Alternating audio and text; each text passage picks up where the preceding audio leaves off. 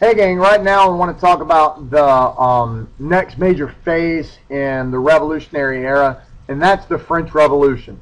But in order to talk about the French Revolution, we really have to talk about the causes of the French Revolution.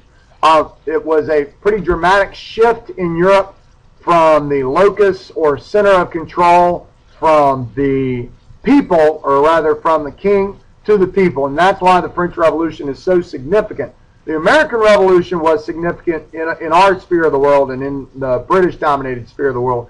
But when the French Revolution took place and power was taken away from the French monarchy, powers in continental Europe really freaked out and really had to recognize, hey, there's a groundswell, a major movement going on that we need to address and we need to do something about.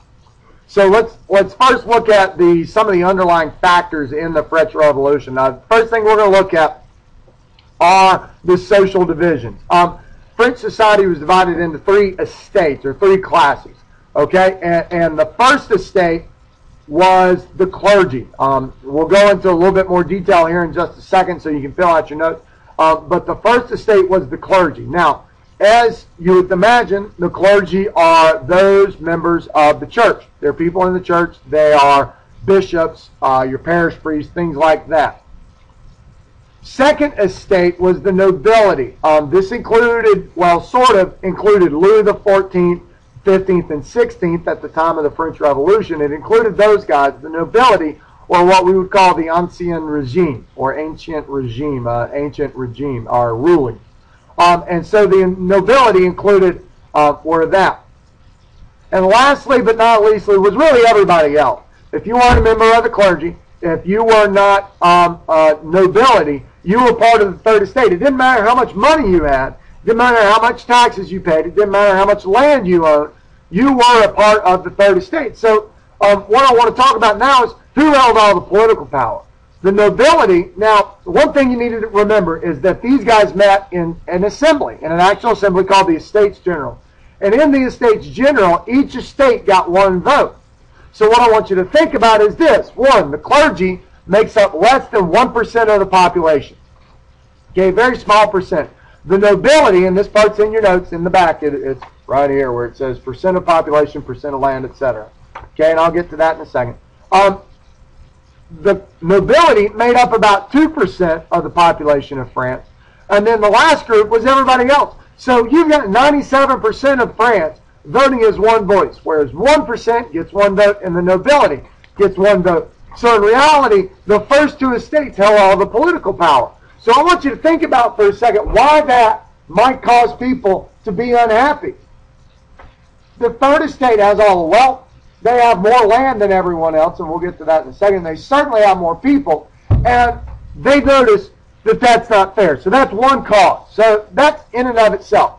So let's take a look at the unequal distribution of land as compared to political power.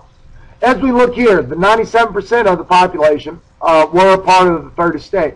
Land, the third estate owned about 65 or 66% of the land. The first estate, the church, owned about 10%, and then the others owned about 23 or 24% of the land. The second estate did. So you see that they've got some of the land. Well, more of a problem than that, so you take 97% of the land, only living and controlling about 60-something% of the land, or I'm sorry, 97% of the population controls 66% of the land. What else I want you to look at is I want you to look at this right here. This is the column for taxes. The third estate in France pays all the taxes. The first two estates, who own more land proportionally, don't pay any taxes. Now I want you to think about how that might be a problem and how that might make you unhappy. In the cartoon here, we see a nobleman, we see a member of the clergy riding on the back of the third estate, and you can really see that the third estate is having a hard time with that, and it's no wonder. So first problem, first cause of the French Revolution was simple social classes, divisions among the social classes, unequal say in government, unequal distribution of land, unequal distribution of wealth. Second reason was that there was now a food shortage in France. Late 1700s. French Revolution starts in 1789. We're in let's say 1770. the French population begins to explode. What they're experiencing, as well as everyone else, is that something called the agricultural revolution. Food production is able to increase, and so their population explodes, among other reasons. So population explodes, so that now there's a lot more people. So why do you think this might cause people to freak out? And leading into that, yes, I just said there was an increase in food, but shortly thereafter, there was a drought.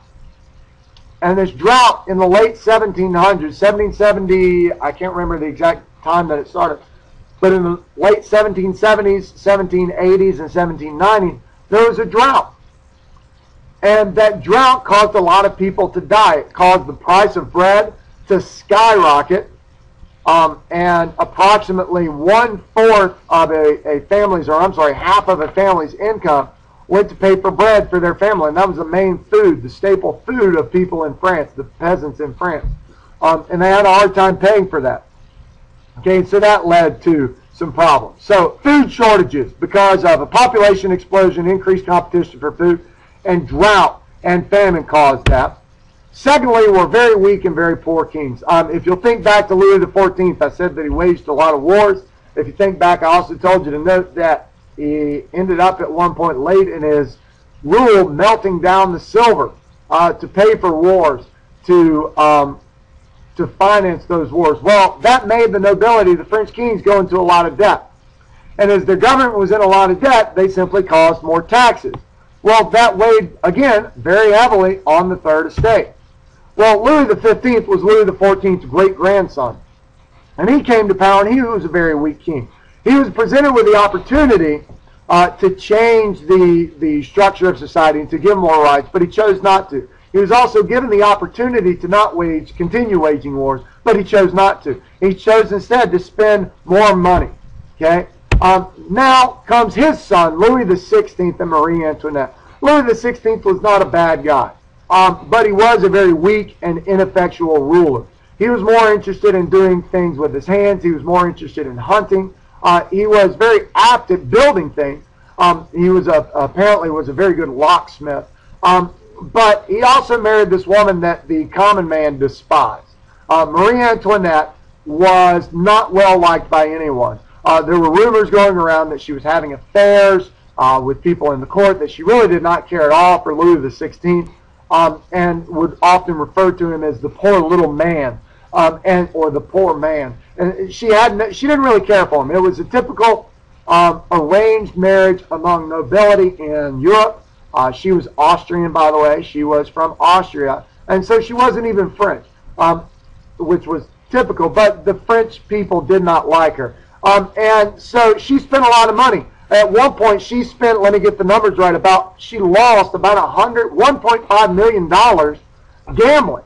She got bored easily, and so she spent her free time gambling, which cost more money, and so that was not good. So, first cause of the French Revolution was social division. Second cause was the food shortage, which was caused by population explosion and drought. Third cause of the French Revolution immediately were weak and very poor kings, and the immediate cause locally was public distaste for Marie Antoinette. And nextly was some outside inspiration. The Enlightenment provided a lot of inspiration for the French Revolution. Again, we've talked about the ideals, equality, brotherhood, and liberty. We've talked about those ideals, and we've talked about Rousseau and Locke, and how Voltaire really heavily influenced, and Montesquieu influenced the American Revolution. Well, the thing to remember is, except for Locke, these guys were French. And so they were in the salons in Paris. They were sharing the ideas. And people began to go along with them.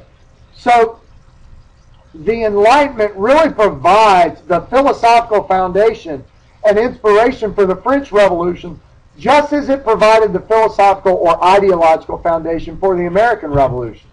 And the American Revolution also pays a pretty heavy influence on the French Revolution. For one, Louis XV decided to invest really heavily in our revolution, which is good for us, but he spent a lot of money on our revolution and not paying off his debt and not supporting the people in France, and so that turns out, as we'll see, pretty badly for him.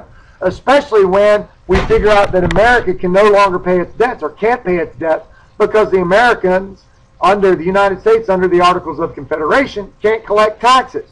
So that ends up pretty poorly for them. And two, another reason, so one is monetary, two is an actual inspiration. The French people see that the Americans have created their own government based on liberty and fraternity and all of these stuff, and say, hey, we can do that, and we should do that. So the American Revolution provides a financial incentive and a philosophical and kind of morale boost, hey, and a model for the French to follow. The next phase that we're going to talk about right now, and I'm just going to introduce it, and we'll talk about it later, is the actual revolution itself. So there are the causes of the French Revolution. And now we're going to look at the actual phases of the revolution just in brief. We're going to do this mostly in class, but I want to give you an overview. First phase is the monarchy, which is led by a national assembly. This begins on June 17, 1789, and lasts till 1791. And then what we have is what's called the Republican phase of the convention, where the monarchy really has no power whatsoever now, because we'll get into what the monarchs do in class. And so that doesn't turn out well. And that lasts from 1792 to about 1795. The Republican Revolution doesn't last too long. Phase of the convention doesn't last long. And ends officially with the execution of Louis XVI when he tries to flee France and actually conspires against the new French government.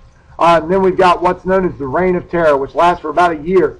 And in 11 months, there were 1,600 people that were executed by the guillotine.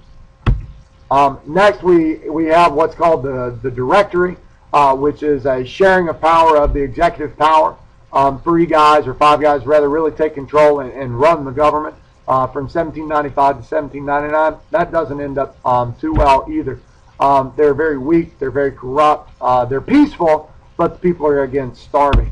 And then the last phase of the revolution, and this is when the French Revolution really ends, at least in government terms, philosophically it does not end, is when there's a coup d'etat or an overthrowing, seizure of state, overthrowing of the government by Napoleon Bonaparte. And we'll spend some more time on that tomorrow and then talk about the effects on that.